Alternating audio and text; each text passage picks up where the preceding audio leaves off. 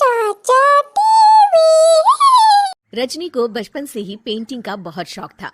वो हमेशा से ही पेंटर बनना चाहती थी, पर उसके माँ और पिताजी ने उसको कभी भी इस चीज के लिए सपोर्ट नहीं किया और उसकी शादी नीरव से हो गई। नीरव रजनी को बहुत प्यार करता था, पर रजनी हमेशा चुपचाप ही रहती। वो इस शादी से खुश नहीं थी। वो ये शादी नहीं करना चाहती थी। उसे तो हमेशा से पेंटर जो बनना था।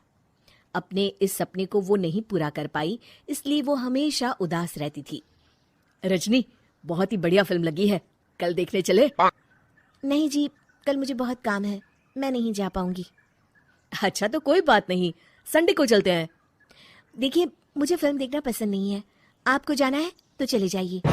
नीरव को मना करके रजनी वहां से चली जाती है और अपने बैग को खोलकर उसमें बंद पड़े ब्रश और कलर्स को देखकर रोने लगती है। रजनी, चलो ना कहीं बाहर खाने चलते हैं, कुछ तुम्हारी पसंद का। जी मुझे नहीं जाना, मेरी तबीयत ठीक नहीं है। रजनी वहां से चली जाती है। नीरव को समझ नहीं आता कि रजनी उससे इतना दूर क्यों रहती है। वो जब भी उसके साथ वक्त बिताना चाहता है, रजनी कोई ना कोई बहाना बना देती है। एक दिन घर पर कोई नहीं था। रजनी घर का सारा काम जल्दी से खत्म कर लेती है। घर पर अकेले होने के कारण वो सोचती है कि वो आज पेंटिंग करेगी। वो अपने कमरे में जाकर पेंट ब्रशेस और कलर्स निकालकर जैसे ही कलर मिक्स कर रही होती है कि दरवाजे पर बेल बज जाती है। अब कौन आ गया इस वक्त? इतनी मुश्किल से तो मुझे पेंट करने का मौका मिला है।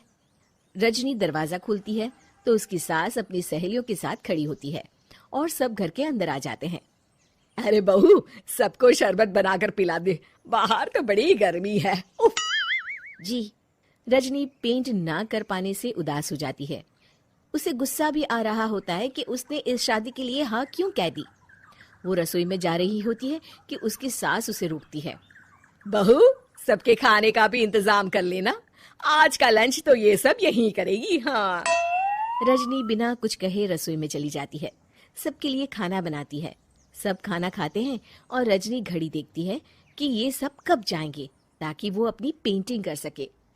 जब शाम होती है तब सब चले जाते हैं अपने घर।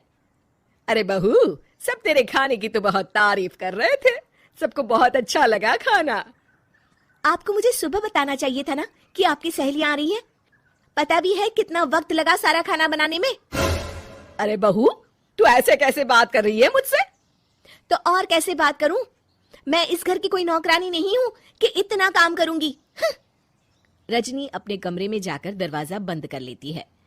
शाम को जब नीरव आता है तो उसकी माँ उसे पूरी घटना के बारे में बताती है। क्या रजनी ने आपसे इस तरह बात की माँ?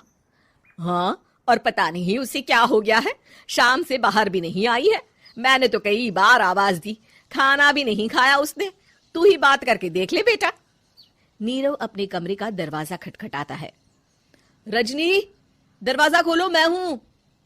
रजनी दरवाजा खोलती है और फिर वापस जाकर अपने बिस्तर पर लेट जाती है। रजनी, माँ से बात करने का ये क्या तरीका है? मैंने कोई गलत बात नहीं की है। अरे तुम क्यों ऐसे बर्ताव कर रही हो सबके साथ? क्या तुम इस शादी से खुश नहीं हो? रजनी कुछ नहीं बोलती। अरे बताओ मुझे रजनी, क्या ये शादी तुम्हारी मर्जी के खिलाफ हुई है? हाँ, मैं ये शादी कभी नहीं करना चाहती थी। तुमसे क्या, मैं किसी से भी शादी नहीं करना चाहती थी। रजनी रोने लगती है। चुप हो जाओ रजनी, बताओ मुझे, तुम क्यों नहीं करना चाहती थी शादी? रजनी बेड के नीचे से अपने पेंटिंग्स, कलर्स, ब्रश, पेपर्स निकालती है। इतने में उसकी सास भी कमरे में आ जाती है। ये देख रहे हो, ये थे मेरे सपने। मैं पेंटर बनना चाहती थी, पर माँ पापा ने कभी सपोर्ट नहीं किया और मेरी शादी करवा दी। मेरे सारे सपने टूट गए। हर वक्त बस गुस्सा आता रहता है मुझे। मैं जानती हूँ कि आप लोगों की इसमें कोई गलती नहीं है, पर मैं क्या करूं, मुझे समझ में नहीं आता।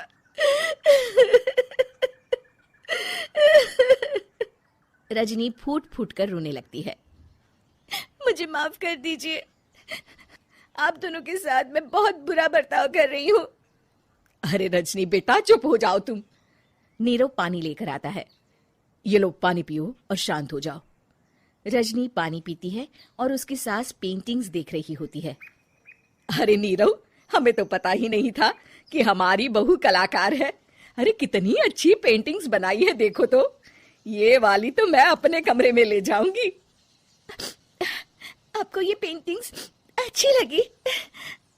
अच्छी नहीं, बहुत अच्छी लगी। और तुमने हमें बताया क्यों नहीं? तुम जब चाहे पेंटिंग कर सकती हो रजनी। हम तुम्हारे सपनों को पूरा करने में तुम्हारा पूरा साथ देंगे। हाँ बेटा, हम कला की कद्र करते हैं। हम कलाकार तो नहीं, पर मुझे गर्व है कि मेरी बहू एक कलाकार है। रजनी, नीरव और सास तीनों हंस पड़े।